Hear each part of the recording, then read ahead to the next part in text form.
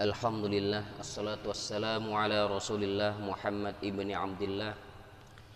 Asbahna wa asbahal mulku lillahi walhamdulillahi la syarikalah, la ilaha illa huwa wa ilaihin nusur.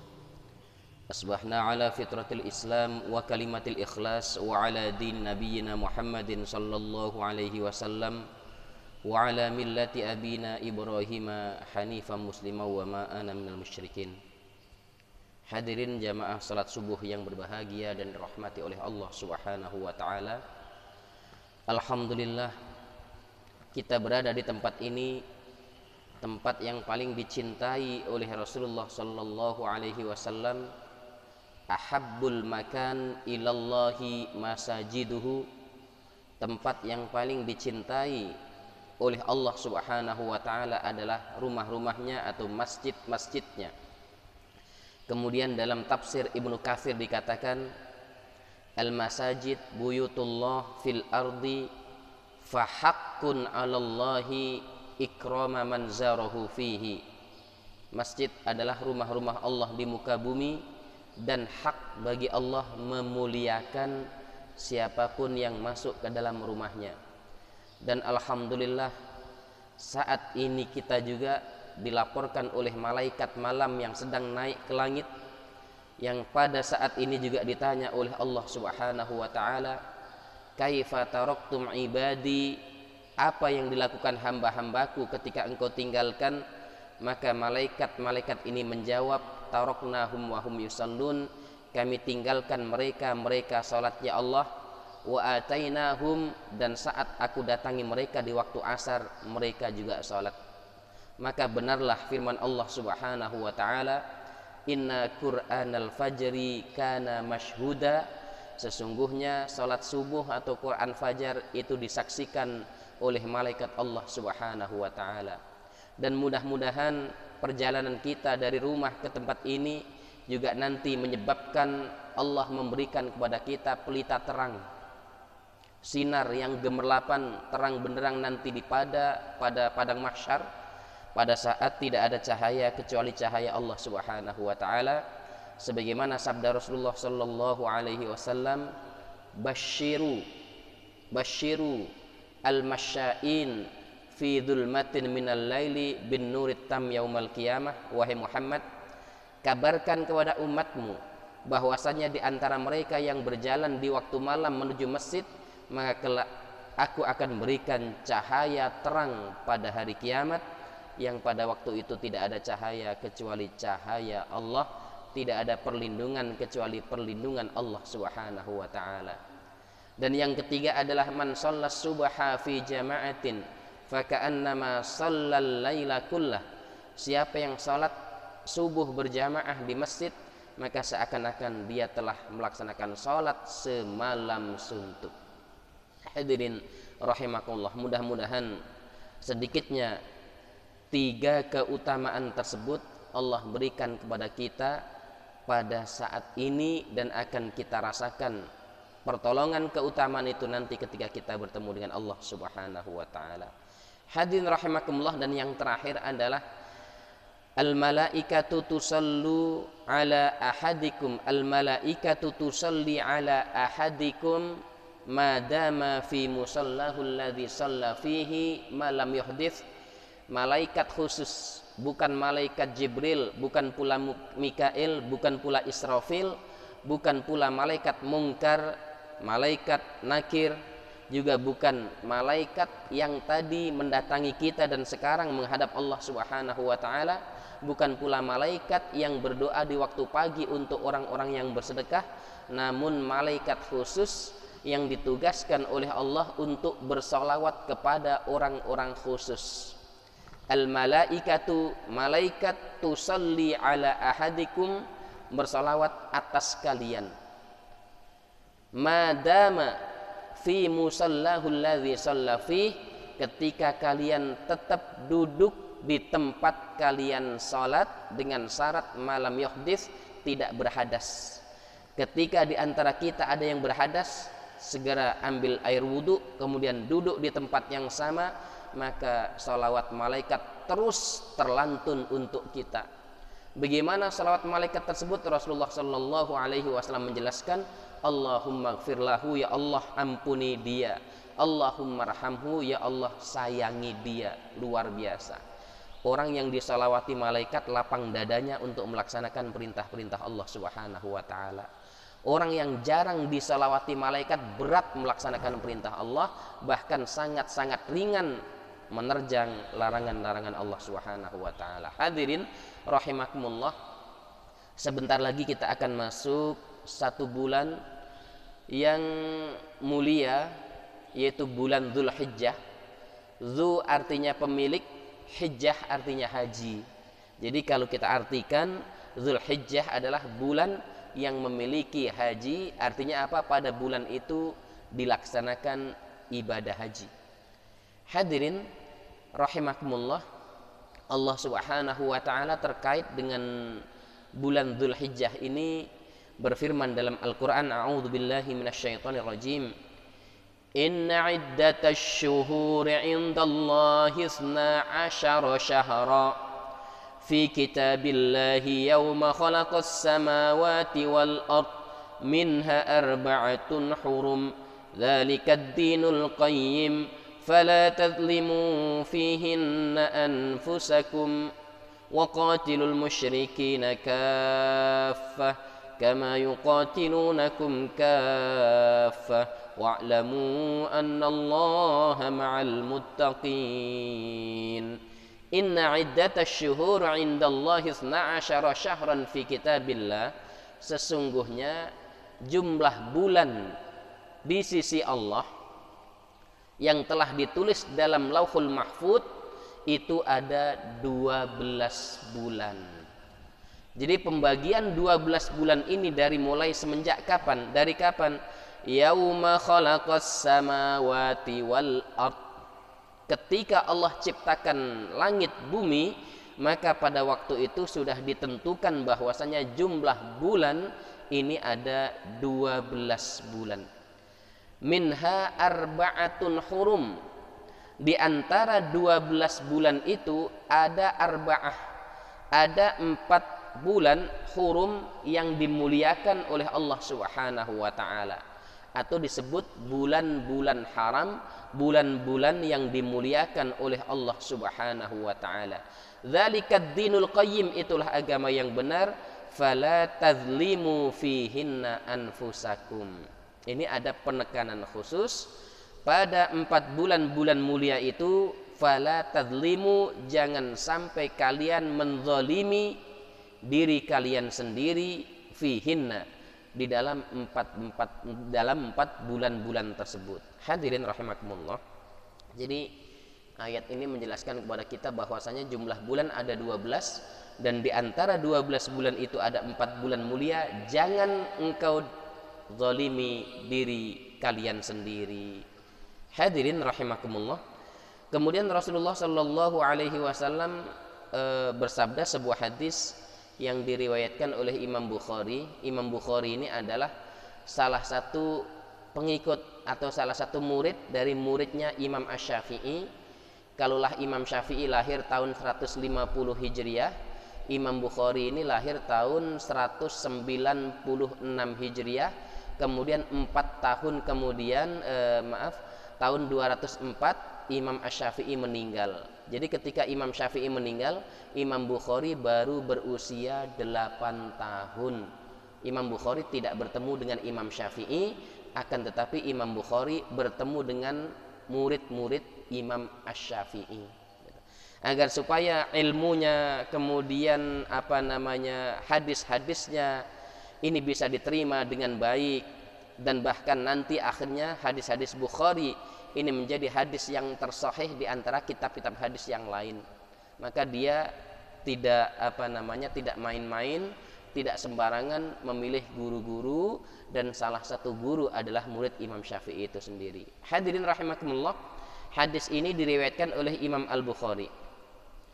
Inna zaman qad istadara kahayatihi yauma khalaqallahu as-samawati wal ard as-sanatu isna asyara syahran minha arba'atun hurum salasatun mutawaliyat, Dzulqa'dah, Dzulhijjah, wal Muharram, wa Rajab Mudhar alladzi baina Jumada wa Sya'ban. Sesungguhnya waktu terus berputar sebagaimana keadaan yang telah ditetapkan oleh Allah Subhanahu wa taala pada saat Allah ciptakan langit dan bumi.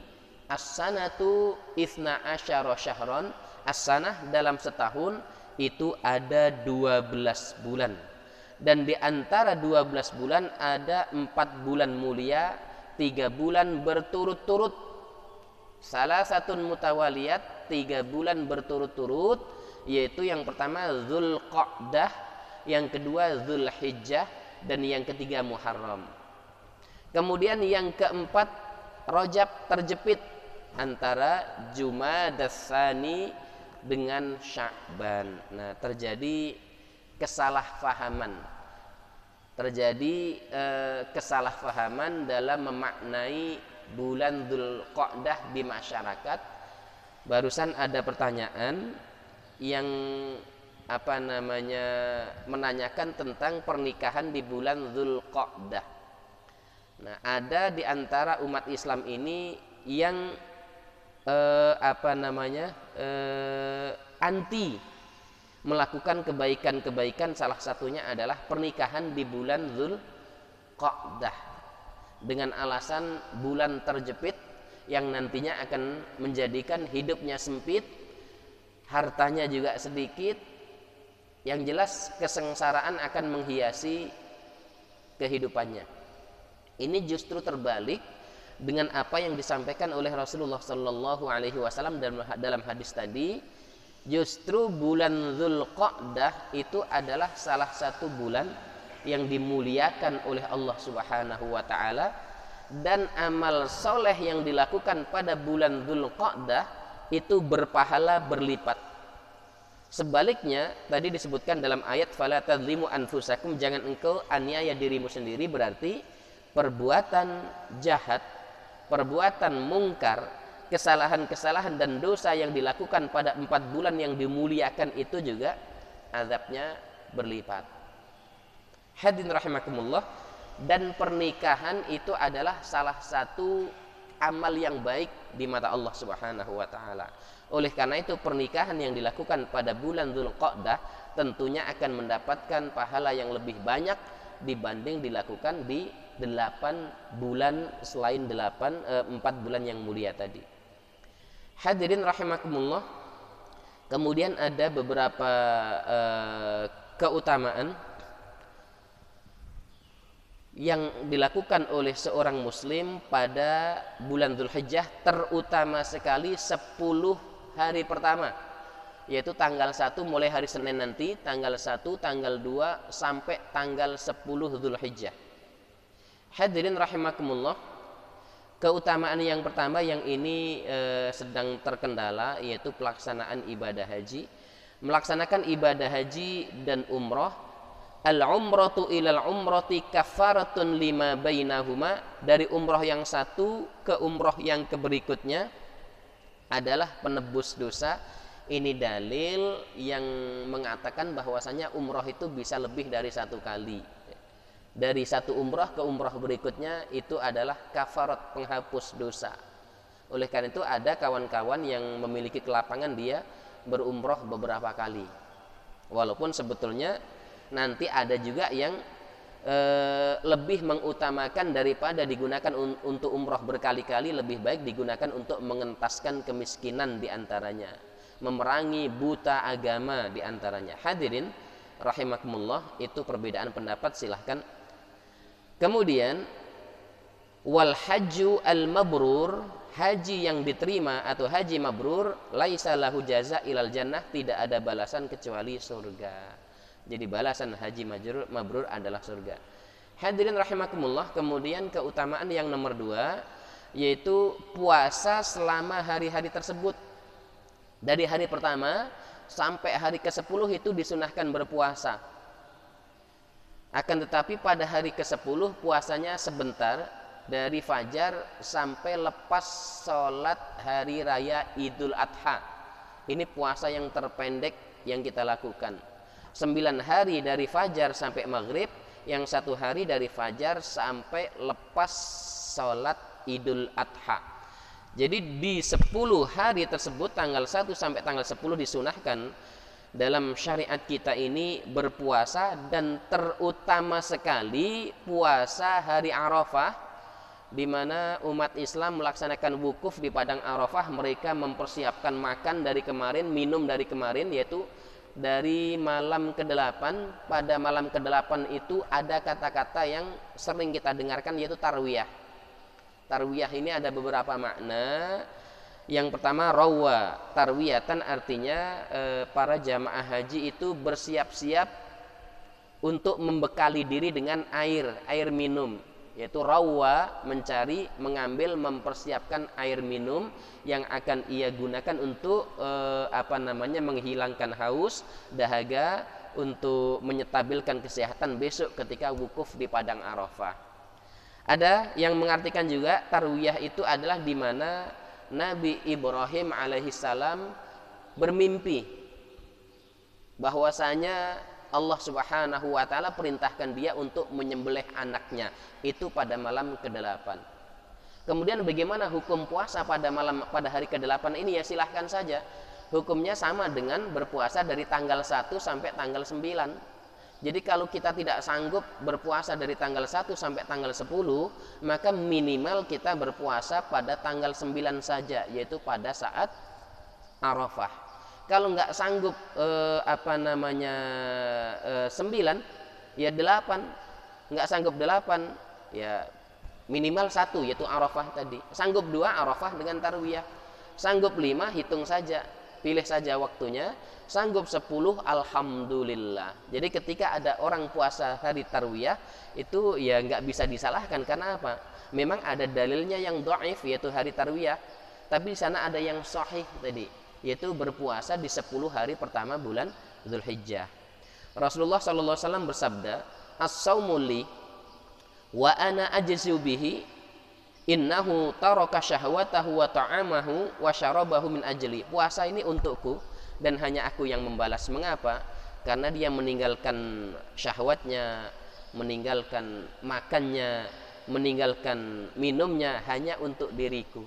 Jadi salah satu ibadah yang tidak bisa dibuat pencitraan adalah puasa, Pak. Ibadah yang tidak bisa diriakkan adalah puasa. Ini hadirin rahimakumullah. Kemudian sebuah hadis sahih, bahkan kesohihannya ini bukan hanya disahihkan oleh Imam Bukhari saja, tapi Imam Muslim juga mensahihkan, dan kedua imam ini menulis hadis ini di kitab masing-masing. Oleh karena itu, karena hadis ini disahihkan oleh Imam Bukhari, disahihkan oleh Imam Muslim, dinamakan muttafaqun alaihi. Kedua ulama hadis terhebat ini sama-sama mensahihkan, sama-sama bersepakat. Inilah hadis terkuat di syariat Islam, yaitu muttafaqun alaihi.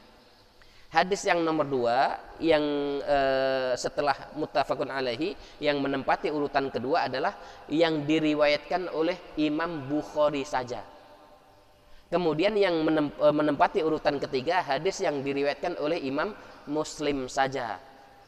Kemudian yang nomor 4 adalah hadis yang disahihkan oleh Imam Bukhari dan Imam Muslim, namun keduanya tidak mengeluarkan. Syarat-syaratnya sudah cukup sesuai dengan persyaratan Imam Bukhari dan persyaratan Imam Muslim, namun kedua imam ini tidak mengeluarkan hadis tersebut. Ini menempati urutan berikutnya.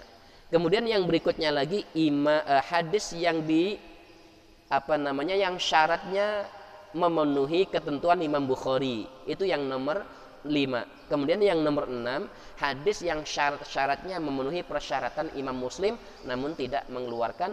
Dan yang ketujuh adalah hadis-hadis yang diriwayatkan oleh ulama hadis lainnya. Dan Imam Tirmidzi adalah salah satu murid Imam Bukhari yang paling cerdas. Ini Imam Tirmidzi adalah salah satu murid Imam Bukhari yang paling cerdas. Hadirin rahimakumullah, hadisnya adalah ma min 'abdin yasumu yauman fi sabilillah illa ba'adallahu bidzalikal yaum bidzalikas shaum al yaum wajhahu 'anin nar sab'ina kharifan. Jadi siapa yang berpuasa di jalan Allah 1 hari saja, maka Allah jauhkan dia dari neraka selama 70 tahun. Nah ini, berpuasa sehari saja di jalan Allah, maka Allah jauhkan dirinya dari neraka 70 tahun. Puasa apa? Puasa apa saja. Puasa apa saja, terlebih puasa wajib, puasa sunnah. Dan ini juga dalil bahwasanya puasa mutlak itu juga masuk ke dalamnya. Apa yang dinamakan puasa mutlak? Puasa yang tidak terkait dengan nama tertentu, dengan puasa tertentu. Pokoknya puasa, Pak. Apa ada dalilnya?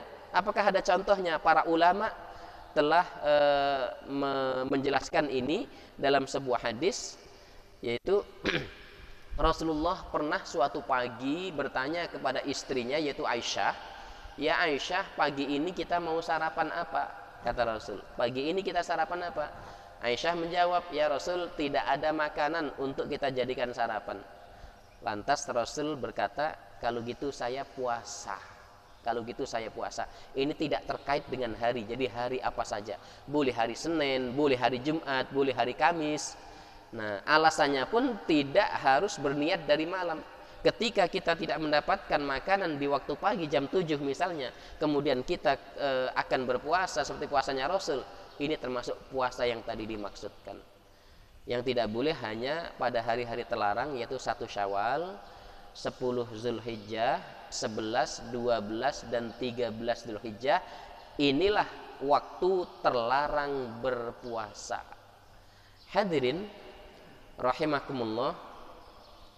Kemudian salah satu keutamaan khusus di antara 10 tadi, ada 1 hari yang Rasul sabdakan, "Siyamu yaumi Arafah ahtasibu 'ala Allah an yukaffir as-sanah allati qablahu wallati ba'dahu." 1 hari disebutkan khusus oleh Rasulullah sallallahu alaihi wasallam, berpuasa pada hari Arafah itu menghapus dosa setahun sebelum dan setahun setelah. Inilah yang menjadikan kenapa puasa Arafah itu sangat ditekankan di antara yang ada, yaitu 10 hari dari tanggal 1 sampai tanggal 10. Hadirin rahimakumullah. Amalan yang ketiga adalah bertakbir, bertahlil, dan bertahmid. Ada satu hadis, satu ayat Al-Hajj ayat 28, wa yadhkurusmallahi fi ayyamin ma'lumat, dan mereka menyebut-nyebut nama Allah pada hari-hari khusus, pada hari-hari yang sudah ditentukan oleh Allah Subhanahu wa taala. Al-Hajj ayat 28. Para ahli tafsir, mereka yang memiliki otoritas dan kapasitas tentang agama ini, mengatakan bahwasanya hari-hari tertentu itu adalah 10 hari pertama bulan Dzulhijjah.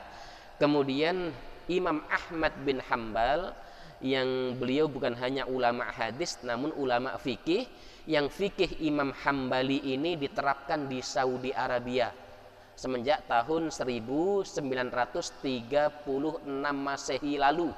Itu madhab Hambali diterapkan di Saudi. Saudi tidak ada kunut, Saudi bismillahnya lirih. Itu madhab Hambali. Saudi Arabia sholat tarawihnya 23 rakaat, itu juga madhab Hambali, Syafi'i, dan Hanafi. Namun Maliki 39 rakaat. Nah, Imam Hambali meriwayatkan hadis, fa'aksiru fihinna minat tahlil wat takbir wat tahmid. Pada 10 hari pertama bulan Dzulhijjah ini perbanyaklah 1 tahlil, la ilaha illallah. Kemudian takbir, Allahu Akbar, dan yang ketiga adalah tahmid, ucapan alhamdulillah. Ini sebanyak-banyaknya, Pak. Mau 1000, mau 2000, mau 10.000 juga silahkan. Ini tidak ada batasan bilangan. Yang tidak boleh itu adalah ibadah satu amalan yang sudah ditentukan bilangannya kemudian kita rubah. Contohnya subuh 2 rakaat kita rubah menjadi 4, ini bid'ah. Tawaf 7 kali kita rubah jadi 9, ini juga bid'ah. Namun zikir ini tidak ada batasannya, sebanyak-banyaknya. Hadirin rahimakumullah. Kemudian lafaz takbirnya adalah ini yang disepakati, Allahu Akbar, la ilaha illallah, Allahu Akbar, walillahil hamd. Ada Allahu Akbar, la ilaha illallah, Allahu Akbar, walillahil hamd. Sementara Al-Imam An-Nawawi menambahkan Allahu Akbar kabira, walhamdulillahi katsira, wa subhanallahi bukratan wa asila sampai akhir. Nah, dalam membaca takbir ini ada dua aturan dalam syariat Islam. Yang pertama adalah takbir mutlak, dilakukan kapan saja, di mana saja, dan oleh siapa saja muslim. Dari kapan? Dari 1 Dzulhijjah boleh bertakbir. Saat nyupir, Allahu Akbar, Allahu Akbar, Allahu Akbar, la ilaha illallah, Allahu Akbar, walillahil hamd. Itu sampai kapan? Sampai akhir hari tasyrik, yaitu asar. Kemudian di sana ada takbir muqayyad, takbir yang waktunya sudah ditentukan oleh syariat, yaitu yang dibaca oleh jamaah salat lepas salat fardu. Kapan mulainya? Kalau madhab Hambali itu subuh hari Arafah sudah dibaca. Tapi kalau madhab Syafi'i yang biasa dilakukan di masyarakat itu maghrib setelah tanggal 9 habis. Tanggal 9 habis matahari terbenam, masuk tanggal 10 itu baru mulai takbiran. Ini yang lumrah di masyarakat. Jadi kita ikut dari subuh juga boleh, kalau kita ikut Imam Syafi'i juga boleh, tapi yang lumrah di masyarakat kita adalah setelah maghrib, itulah yang takbir muqayyad. Dibaca saat kapan? Saat selesai sholat fardu sebelum zikir. Hadirin rahimakumullah. Kemudian bertaubat ini karena waktunya singkat, saya bacakan saja. Ada 10 keutamaan. Banyak bertaubat kepada Allah dalam artian apa? Banyak istighfar, banyak sholat, banyak ibadah, dan lain sebagainya. Kemudian banyak beramal soleh. Selanjutnya disyariatkan pada hari itu, yaitu takbir mutlak tadi sudah, berkurban. Kemudian dilarang mencabut atau memotong rambut dan kuku bagi orang yang hendak berkurban. Jadi yang akan berkurban tanggal 10 nanti, dan sekarang kukunya mulai ditahan untuk dipotong mulai tanggal 1. Jadi jangan motong kuku dari tanggal 1, rambut begitu juga bulu. Ini disunahkan. Ini tidak wajib, hukumnya sunnah bagi yang akan berkurban. Hadirin rahimakumullah. Kemudian melaksanakan sholat hari raya Idul Adha. Ini ada beberapa keutamaan. Kemudian di antara amal soleh tadi adalah sedekah. Perbanyak sedekah, perbanyak berdoa, perbanyak membaca Al-Quran. Hadirin rahimakumullah, mungkin itu yang bisa kami sampaikan. Dan yang terakhir kami sampaikan ini dari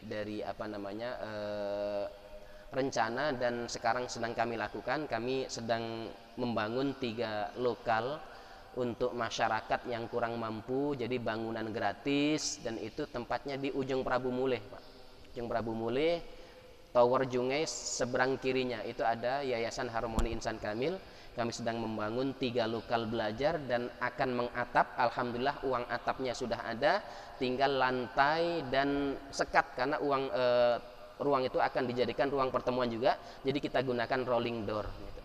Lantainya 176 meter, 1 meternya 176 meter, sehingga memerlukan dana 17.600.000. Nah, ini jadi bagi para saudara ikhwan sekalian yang mau berinfak jariah, kami menerima dengan senang hati. Kami buat paket juga 100.000, itu satu paket. Kalau 10 paket berarti 1 juta. Jadi itu kita sampaikan. Ya, mudah-mudahan lembaga kita itu nanti diberkahi oleh Allah, diizinkan oleh Allah untuk bisa kita berdakwah, berjihad, menyebarkan agama di dalamnya. Allah alam bisawab. Ini yang kita sampaikan. Terima kasih. Assalamualaikum warahmatullahi wabarakatuh.